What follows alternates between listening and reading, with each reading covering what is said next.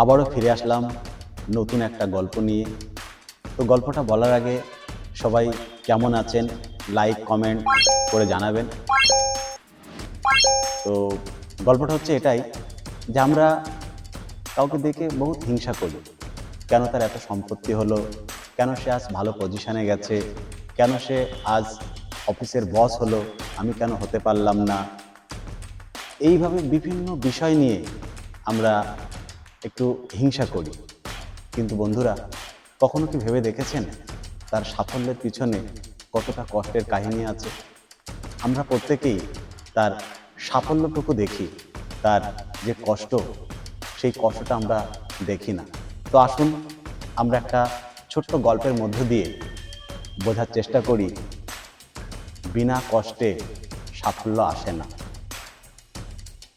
দুটো বন্ধুর গল্প দিয়ে আপনাদের সেটা সুন্দরভাবে বোঝাবো। তো গল্পটা হচ্ছে এটাই, একটা পথে দুটো পাথর পড়েছিল। অনেক যুগ থেকে তারা সেখানেই বসবাস করত।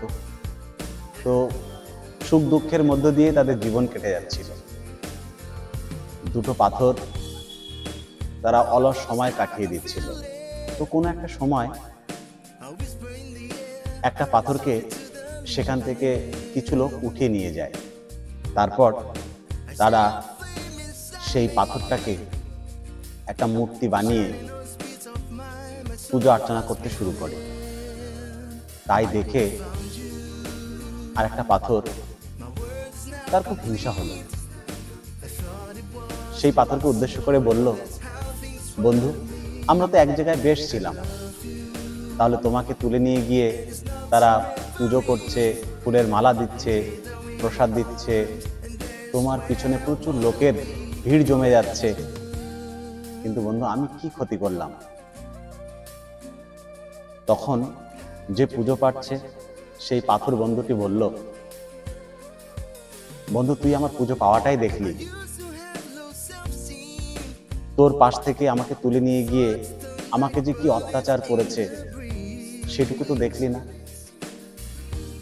তখন সে আগ্রহ এবং কৌতূহলে জিজ্ঞাসা করলো, কেন কি হয়েছে?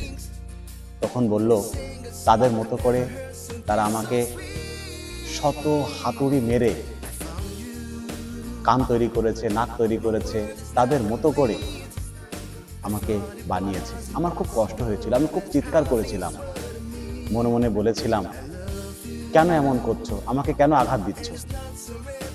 কিন্তু সেই আঘাত মনের মধ্যে সয়ে নিয়ে আমি আজকের এখানে এসেছি।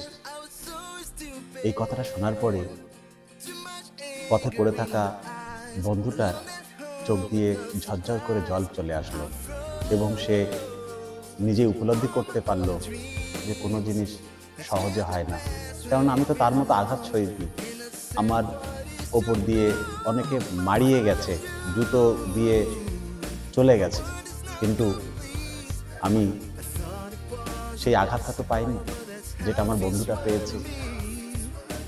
তো বন্ধুরা, এই গল্পের মধ্যে দিয়েই আমরা এটুকুই বলতে পারি বা বুঝতে পারি যে কোনো জিনিস সহজে আসে না।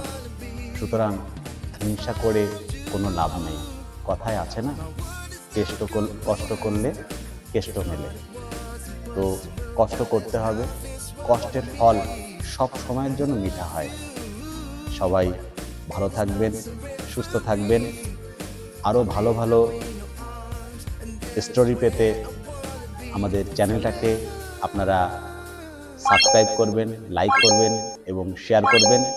আমরা তাহলে অনেক মোটিভেট হব, আরও নতুন নতুন কিছু নিয়ে আসার আগ্রহ পাব। সুতরাং এইটুকু আপনাদের কাছে আশা করি।